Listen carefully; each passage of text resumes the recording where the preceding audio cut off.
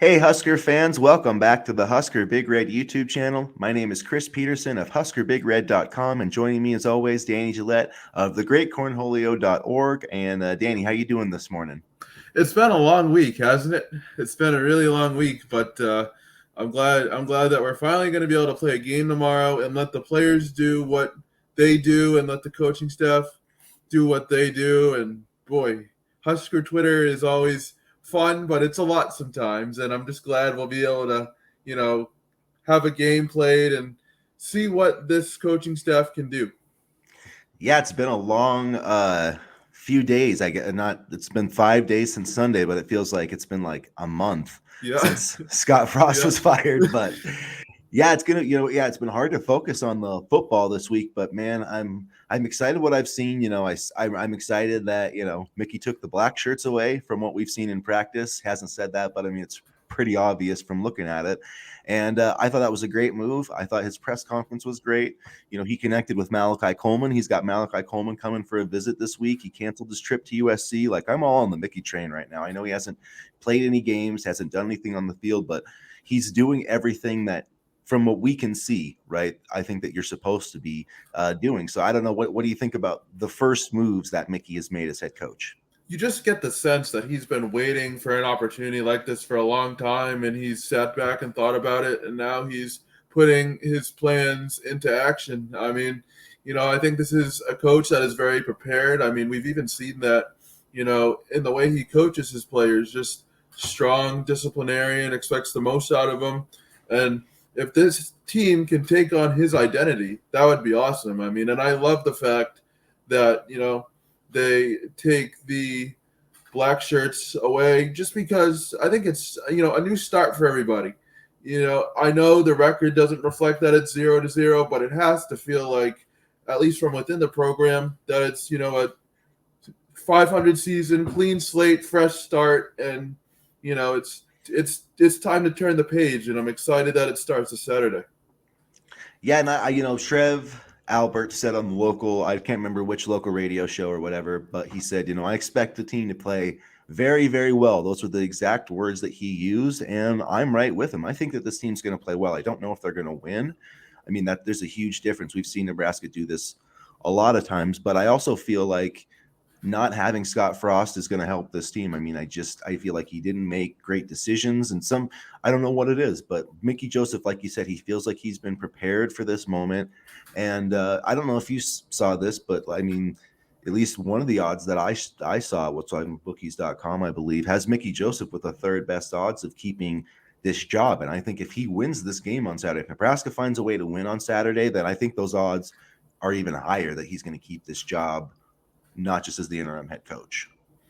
Yeah, and I think I did see those odds as well, and I think even if they keep it close, I think it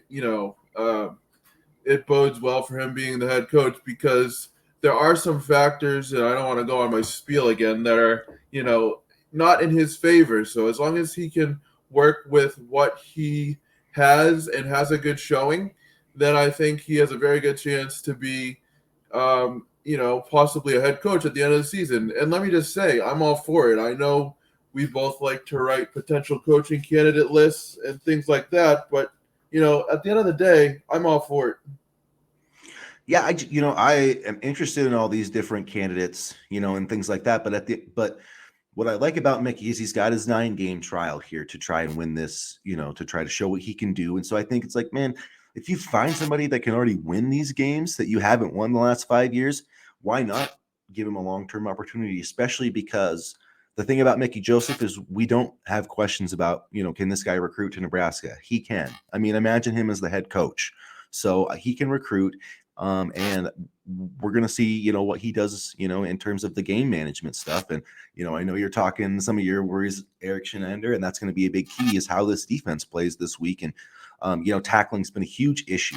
And Mickey has, tried to address that. There's more padded practice, more ones versus ones, more physical contact in practice, which I think has been needed. And we'll see, going into this matchup, we'll kind of shift a little bit towards Oklahoma, get away from the coaching search a little bit. We'll talk some actual football. Nebraska's a 10.5 point underdog the last time I checked. Oklahoma comes in; they're ranked 6th in the country. They beat Kent State and I'm blanking on UTEP. So they haven't beaten any, world beaters. Dylan Gabriel has 5 touchdown passes, 0 interceptions. I think they have 9 sacks total on defense. But again, you look at the schedule.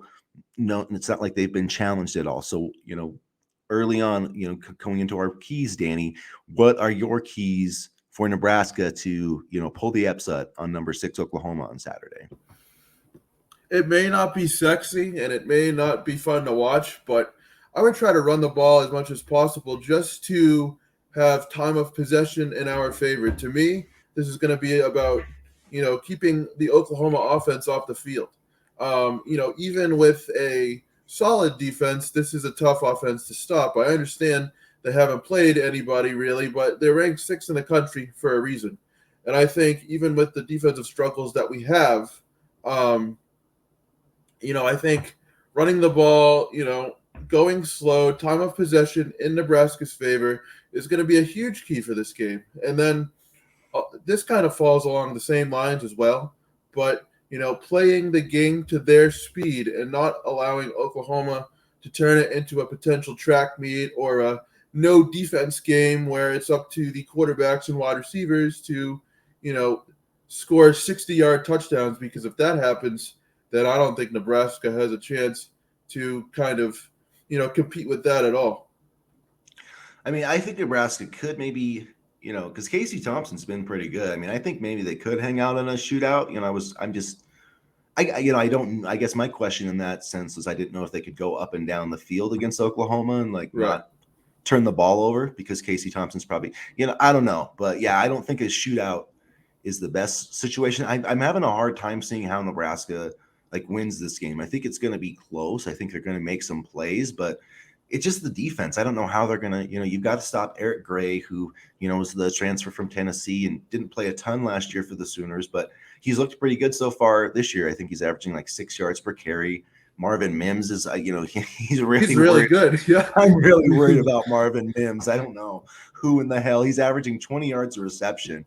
I don't know who is going to cover that guy, but you got to get some pressure. That's I've ripped on O'Shawn Mathis and Garrett Nelson and these guys. That's the biggest keys. They've got to get some pressure, and they've got to get Oklahoma in some scenarios where it's actually 3rd and long. Not necessarily that those have worked for Nebraska, but the defense just has to find a way to make a couple of stops. I'm not saying that they have to completely shut down Oklahoma, but they're going to have to get some turnovers. If Nebraska's going to win this game, they're probably going to have to be +2 in the turnover margin like they were last week, but just do a better job of taking advantage of it. And so that's going to be one of my keys, is getting some turnovers. And another is getting Anthony Grant going. Like you were saying, I think Anthony Grant, A.J. Allen are going to be huge. And I do wish that Nebraska would stop running this tempo crap all the time. Give your defense a break. You have to realize when you're not the better team, and that's on Saturday. Oklahoma is the more talented football team Oklahoma, if you just look at the talent rankings, they're probably more talented than everybody but 5 teams in the country, honestly. So let's know our opponent. And when Anthony Grant gets some good runs, take some time off the clock. Keep Dylan Gabriel on the sideline and control the tempo. So get the running game going, win the turnover battle, and then Casey Thompson, he's got a ball out. He really has to be almost perfect on Saturday, I think. And that doesn't mean throwing for 300 yards, but if he gets 20 attempts, hit 17 of them, no interceptions, throw for 225 yards, just be super efficient and run with the ball too. But those are my 3 keys. Casey Thompson has to play out of his mind, the running game, and your defense has to find a way to get a couple turnovers. I'd say those are pretty good keys, and they're kind of in line with what I was thinking. I'm wondering if the tempo thing was kind of Frost influence. I wonder with him gone now, if Mark Whipple will take it a little bit slower, but that'll definitely be interesting to see. My keys, like you said, Grant and turnovers, but I want to see a good game from the secondary. It's been a long time since we've seen a good game from the secondary, and you mentioned a guy like Marvin Mims. He's averaging 24.4 yards per reception. So we cannot fall asleep or hold Marvin Mims' hand. We got to, play up on the receivers. Don't play back. This is one of the biggest things that I was complaining about. Granted, I always complain, but what I was complaining about from last game, we can't give them a cushion. We got to play up, and I'll be interested to see if they play up or if they play back, because if they continue to play back, that's just a terrible defensive scheme call. And, because you can't give these Oklahoma receivers time to not only get the ball, but work in space. They're deep threats, but they can also, make electric plays in space. So this is going to be a tough challenge. But for me, I think the secondary and Anthony Grant are the two biggest things that will have an impact on this game. Hopefully, in the secondary's case, for the better. Yeah, if the secondary doesn't, yeah, I agree with you. If the secondary doesn't come ready to play, it's going to be a tough matchup. And yeah, I don't know why, I understand sometimes playing off coverage, like if you're facing like a Randy Moss or somebody you just know is going to beat you for like a 70-yard touchdown, like that I can understand, like like Odell Beckham back in the day, or somebody, I get that. But against Georgia Southern, really? Like Tommy Hill and Quentin Newsome can't cover these guys? I mean, to me, if you're doing it because you're that worried about your personnel, then that's a problem. But if you look at Quentin Newsome, I mean, I forget the exact stat, but Pro Football Focus had him as he's like been one of the best corners so far in man coverage, or giving up some of I the was fewest. just looking for that stat. Let me see if I can find it. Yeah. But I mean, so I'm like, how does that equate? And you're not even putting him in coverage. I mean, and I like Tommy Hill. I'm not saying he's been perfect, but I feel like these corners are better than. It's just how can you expect someone to make a play if they're 10 yards off the ball? I just don't. I mean, 5 yards off the ball, sure, I guess in some situations, but even if it's a really good receiver, put safety top over the help and jam the shit out of the guy. Try to get him off his. I mean, try just do something different. I mean, I don't know. I'm not saying I'm a defensive expert, but last week they gave up way too many easy passes. And I mean, Husker film on that last drive, man, it was like an indictment of coaching, because the guys just were not in the right spots when Georgia Southern was going for the game-winning drive. I couldn't even see him on the screen. Like when I was watching the game, there were some corners that I couldn't even see on the screen. And historically, or I shouldn't say historically, but ever since he's been at Nebraska's, Eric Shenander's defenses have been a bend but don't break, defense, and that has worked okay. Maybe last year because we had veteran players, veteran experience, and we had athletes like JoJo Doman in the linebacker position.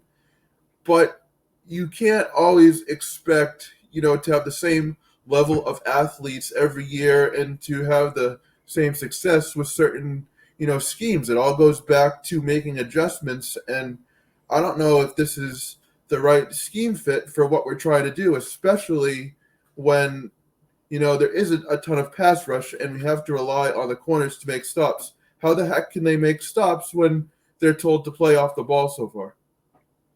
Yeah, it's I don't know. It's a tough situation. And it's, if you're a defensive coordinator, it's not easy if your pass rush isn't getting home either, I guess, So, I mean, the players do have to do some things there. And I will say this about the edge rushers, like O'Shawn Mathis and stuff, especially Mathis. I haven't seen Garrett Nelson, I didn't see much of last week. Mathis still did some things, but it does make your job easier as a pass rusher if the interior line can get like some push, because if the quarterback can just step up into an open pocket, then it's pretty hard as an edge rusher to, like, I remember as a Packers fan, and Clay Matthews used to be good, back in the really good days. They would have nobody on the interior and he would beat his guy every single time, and the quarterback would just step up, and it sucked because it's like, dude, he's winning against tackles, but at some point you do have to. That's why, like, even interior pass rushers in the NFL and stuff, like even if they only get like 3 sacks a year, like not Aaron Donald type, but like Vince Wilfork types, like there was a reason Vince Wilfork was so good for the Patriots. He didn't get a ton of sacks, but dude, he pushed the pocket at least, and Nebraska just has none of that. None. Yeah, and I just found the statistic that we were looking for in regards to Quentin Newsome. Most coverage snaps played without allowing a touchdown. Newsome is at the top with 141. Jartavius Martin has 120, and Devin Witherspoon has 117. So, that's pretty good. I know we like to rag on the secondary a bit, but, that's a pretty good statistic for Newsome, and, I hope he keeps it up. Like we just said, this defense is a little bit tough and may put players in difficult positions.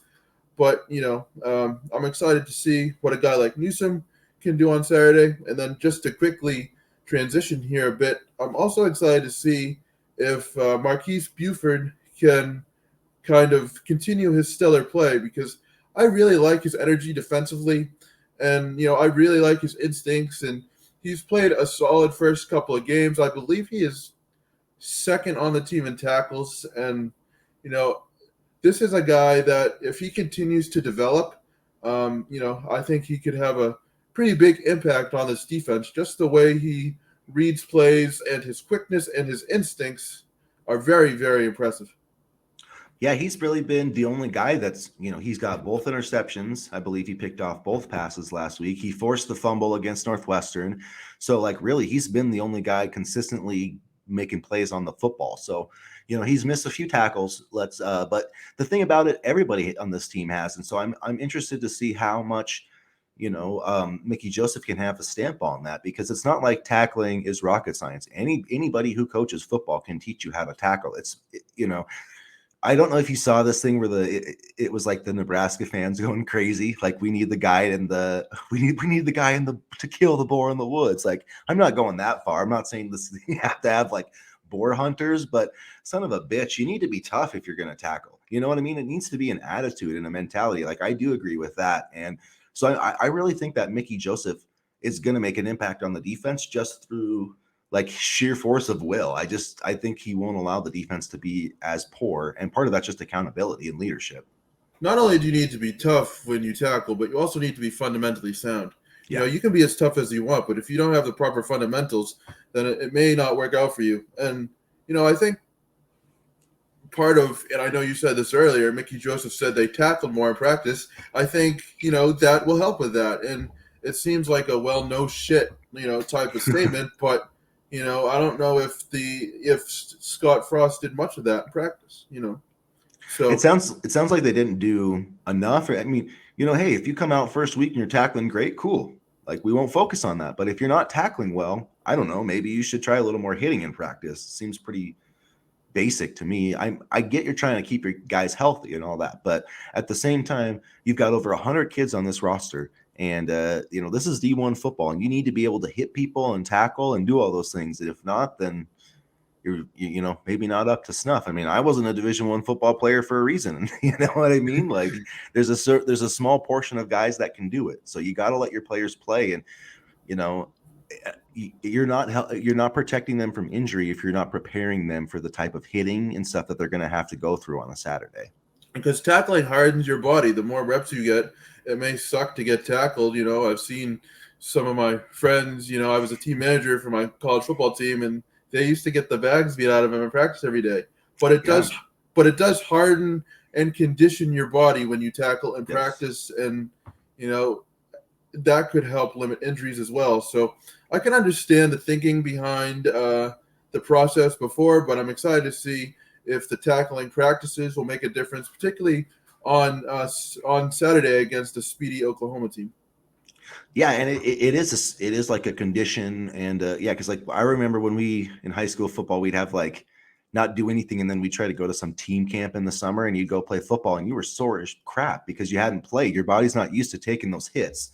So, there is a conditioning process that goes into it. And, I just love the attitude of this team, and I love what Mickey Joseph is bringing as the head coach. I'm just really excited to see. It's going to be awesome, man. Like, Urban Meyer's going to be there. Like, how freaking cool would that be to be like, we don't fucking need you, Urban, because we got Mickey. We beat Oklahoma. We're here.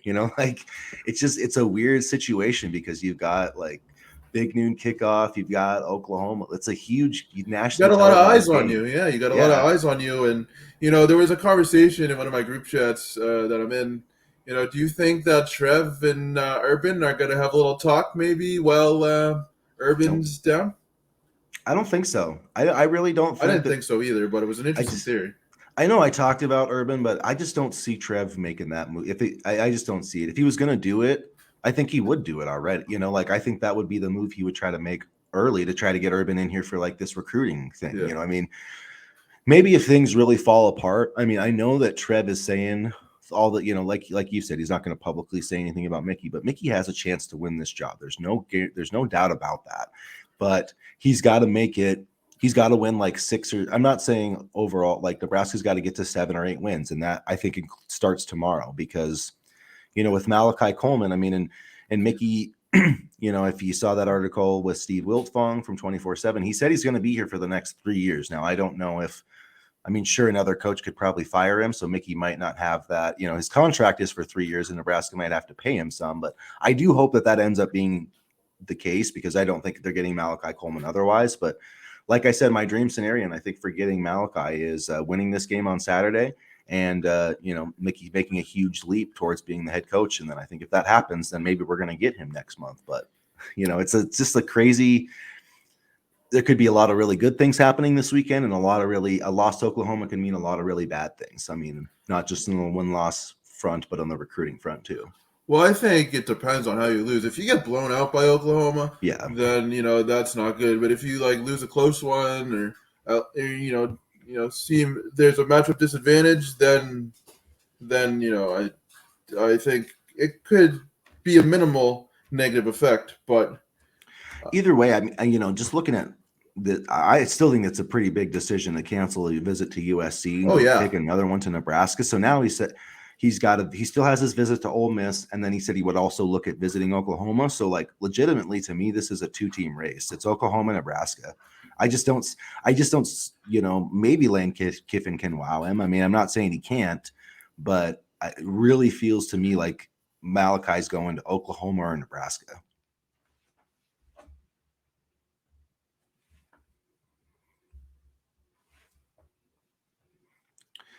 And the reason I guess I feel like that too is just based on the recruitment there. Danny froze up for a second, but yeah, do you feel did like that too, yeah. Danny? Yeah, we got but going back to that point, Oklahoma or Nebraska, do you feel like it's down to one of those two teams?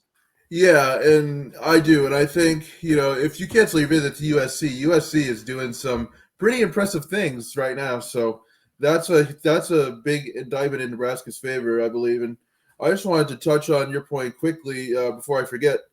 I think Urban Meyer would be a splash hire for sure, but I'm not sure if Trev wants a splash hire with a ton of expectations. I could see him wanting to just kind of get a coach that can win. That's not necessarily a sexy name, but that doesn't bring a lot of noise. You know what I mean? I could see him kind of just wanting to reset and let the new coach do his job without a ton of fanfare. He's going to get it because he's the Nebraska football coach. But Urban Meyer, he would create headlines either way, good or bad. And I could see where Trev would just want to take a step back a little bit and maybe go with a proven. I'm not going to say proven winner because Urban is that, but a guy that can build, but isn't necessarily the biggest name out there.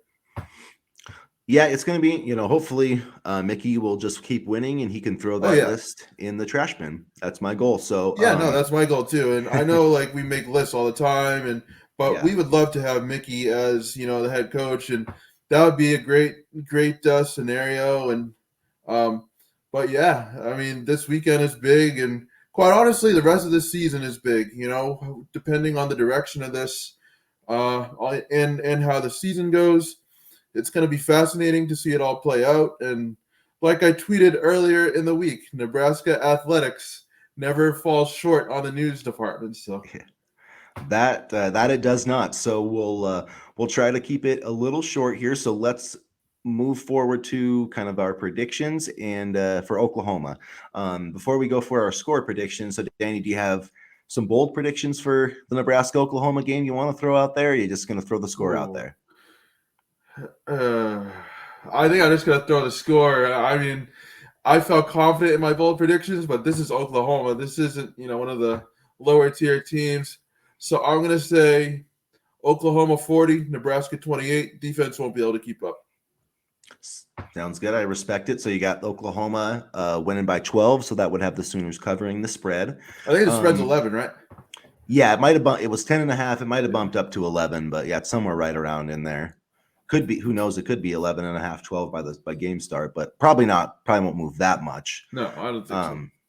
So I don't have a ton. My only bold predictions really is that I think Casey Thompson's going to play really well in this game. I don't know if it's going to be enough to win. I think Anthony Grant's going to get a fourth 100-yard rushing game, but I also think Oklahoma's going to get 5 sacks, and I think their defense is going to make more plays than ours.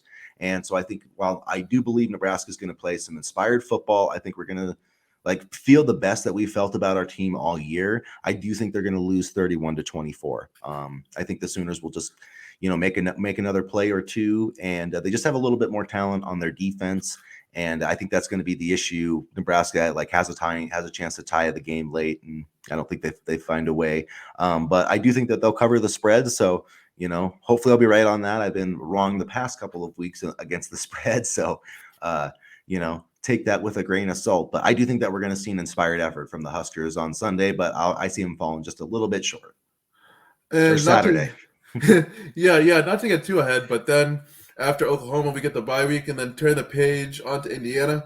I'm intrigued about that because that's more of a level matchup, level playing field, in my opinion. So these next two games are going to be able to tell us a lot, I think, about the direction that the program is headed under Mickey Joseph. It's not going to tell the entire body of work, but it'll be fascinating to see how the program really comes out these next two games.